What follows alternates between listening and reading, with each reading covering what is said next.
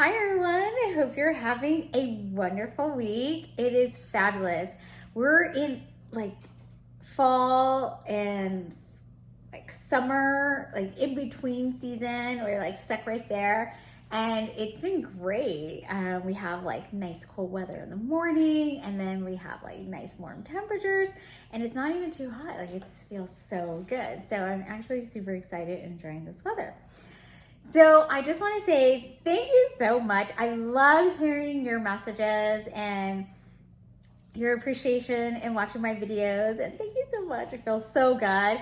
I love hearing your stories about weight loss, how you're getting back on track, you're changing your lifestyle, your eating habits, you're dropping the pounds, you're getting healthy. Because right now, this is the youngest you'll ever be. Now is the time to start and change those habits, because once you get to a certain age, you can't reverse all these diseases and syndromes and whatever not that come your way because of your bad eating habits.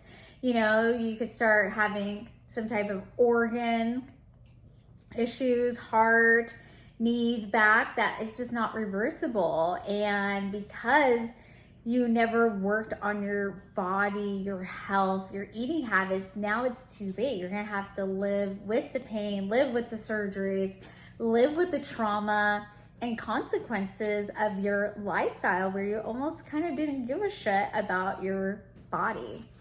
And believe me, I was there. I'm 5'1" and I was like 200 pounds. That's crazy. I mean, my back, my knees, my shoulders, I mean, everything was like screaming in pain. My whole body was just like probably inflamed from head to toe. And so I'm glad that, you know, I went and saw the doctor, and in black and white, like I could not hide it anymore. I couldn't ignore it, was the fact that I was pre-diabetic, and that is a disease that's going to kill you from the inside out if you don't stop it. And if you're a type 2, it's your fault. Like, you're the one that caused this to yourself. Nothing else caused this. It's you that caused this. So you're responsible to fixing it and correcting it. So don't wait. Get on board. You know, save yourself the pain and misery of like all the things that are coming your way if you don't change your path, your course to a healthier you. I mean, and I know it's hard, believe me, it's super hard. It took me like such small baby steps, one day at a time. I feel like, you know how like AA, you gotta work the program. I'm in some type of food anonymous program where I have to work the program every day. I have to be conscious of what I'm putting in my mouth. I have to know that, you know, I am slowly killing myself by eating these crappy foods that make me feel like shit, that do nothing, have no benefit for me. And why do I do it? It's hard because it's ingrained, it's your family lifestyle. Maybe you grew up like that, like me. I didn't grow up really eating healthy food or vegetables and all that stuff. I really didn't. And, you know, society, you know, Starbucks is always like in your face, pumpkin spice, this, blah, blah, blah. So I know it's hard, but you really have to change your mindset. You have to change that drive in yourself to be like thinking about yourself and making you a priority. And that's what it is. You're not making yourself a priority. You're taking care of everybody else in your life, but yourself, you're not putting yourself as a priority. And that's something that a lot of people struggle with, and that's what's killing ourselves.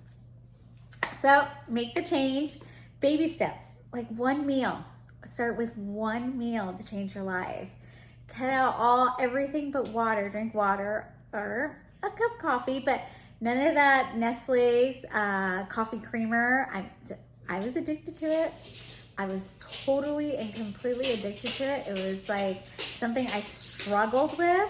And so I feel it. I feel your pain with the sugar. The sugar is like so highly addictive. It gets in our brains. It's like getting us like on Coke. I mean, it's that addictive. So I totally get it. And you know, it's hard, but you can do it. You only have one life. Do you want to live it in pain and suffering and surgeries and doctor's appointments and bags full of medicine? I know I don't. Absolutely not. My grandfather's 92 years old. Nothing. Doesn't take anything. Walks, shoots pool, has a great social lifestyle, healthy lifestyle.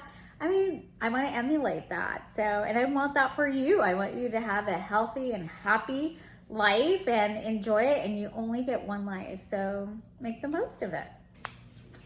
So the other part of my video is thanking everybody for watching them. I know my last video, I was venting and I was like super angry, rightfully so, you know, I just like, what the hell? Having some craziness. And today I was going to talk about, you know, my WTF moments, you know, what's going on? So as many as you know, I am a stay-at-home mom. I have 3 kids, 2 with special needs. It's a lot. You know, I don't have the luxury of sitting down and watching TV all day and, you know, my kids take care of themselves and, you know, I'm just like waiting around to go shopping and all this stuff. And no, I am not doing that. I'm super busy. I volunteer in the special needs community. I volunteer at my church for the special needs community. And, you know, sometimes I'm up 24 hours with my kids. I have 2 kids with autism, so it's a lot of therapy, a lot of dealing with the school, a lot of being an advocate, a lot of being like their nurse and their mental health professional and their Uber driver and whatnot. It's 24 hours a day. It's a lot. It's a hard life. And everybody's like, oh, you're so happy. You do this and that. And, you know, I have a strong village. I have my faith, big Catholic girl, big believer in Jesus Christ, helping me through this journey. I have a wonderful husband who helps me, and I just have a village of friends. So it gets me through this because I know a lot of special needs moms are going through depression, anxiety, and just like this huge amount of stress. And I've been very blessed in life to surround myself with an amazing village of women and just like advocates for my children to help me along this process so they always get the best. So I was doing my nails and in walked in a friend that I hadn't seen in forever. I've known her since I was 14 years old. Dear friend, love her to death. We're catching up because I haven't seen her in like 6-7 years. You know, we're showing each other our kids' pictures and, you know, how's your life, my life. Her husband retired, mine's retiring in a couple of years, so we were talking about that, and our husbands have the same job, they worked at the same place, and so we're just chit-chatting away, and then she's like, oh, you know, as soon as he retires, now it's your turn to go back to work, and that kind of caught me off guard. I was like, oh, do you not consider being a stay-at-home mom work? I feel like there's always been this like tension between work moms and stay-at-home moms. Like we're not on the same level. And I've been both. I've been a working mom. You know, I worked, I dropped my kids off at daycare. They were there for like 10, 12 hours a day. Yeah, you know, up at 4, pick up the kids by 6. I mean, it was a long day. So big shout out to working moms, especially if you're a single mom doing this all by yourself. Like, I bow down to you. You know, you are on a pedestal for me. So it's hard. It's totally hard, but that doesn't negate all the stuff that stay-at-home moms do. You know, we homeschool. We are with our children 24 hours a day, especially if they're special needs kids. That's like a really tough life. Very hard. And if you're not in it, it's unimaginable. You really cannot understand the stress mentally and physically it takes to raise a special needs child. And then there's a lot of things you have to sacrifice when you're a stay-at-home mom. I know for us, you know, we had to live within our means. We had one salary, my husband's salary, and we, you know, we couldn't go on these luxurious vacations. We couldn't do all these things that our other friends were doing. We had to stick within our budget. We had a smaller house. We had to sell our big new construction, you know, home and downsize to something that was affordable that, you know, my husband can pay and we would not be house poor. We had to do a lot of sacrifices in order for me to stay home and be with the kids. You know, with having 2 special needs kids, you have 2 kids doing about 30 hours a week of therapy. You know, who do I get to do that? That's a lot of work in itself. You know, it's so hard. And so when someone tells you like, oh, when are you going back to work? It like negates everything that you've done as a stay-at-home mom. And I know she didn't do it intentionally. I don't think she was being, you know, mean or spiteful or anything like that whatsoever. But I still always feel like working moms do not consider the hard work of stay-at-home moms. I really don't. And I'm not saying everybody, but I'm just saying it is, because I've gone to my husband's work parties and I'm super excited. I'm finally going to mingle with some adults, have some adult drinks, have a conversation. And I've had some women who are like, oh, hey, how's it going? You're so-and-so's wife. Nice to meet you. So what do you do? And I go, oh, I'm a stay-at-home mom. And then they turn around and leave the conversation. Like, I'm like, excuse me, I have a degree. I have a couple minor degrees. I was in the corporate world. I can have a conversation. I'm articulate enough. I don't just speak Dora the Explorer or SpongeBob. I can have a conversation too, you know? And so I just always feel like, you know, sometimes the stay-at-home mom is not valued. And I don't know what it is, because I think as women, we should all, you know, stick together. We know each other's struggles. We know each other's journeys, and we should be uplifting of everybody in their journey, regardless of the choices they make in life. Because I chose to not have a career, not pursue it, to actually, you know, just stay with my children, raise them. I just always felt there's so little for such a short amount of time that I want to see everything. I want to love every second with them. I want them to know that this stuff didn't matter to me, that they mattered the most to me, and I'm okay with that, and that fulfills my life, and I don't second guess anything. I love being a stay-at-home mom. I love being a wife. And I love being the team mom, the room mom, the PTA mom. That brought me joy to see my kids and how they would point and be like, that's my mom. That's my mom up there. That's my mom, you know? And that brought me lots of joy. But that doesn't negate like a working mom who, you know, a single mom didn't have a choice. You have to go to work.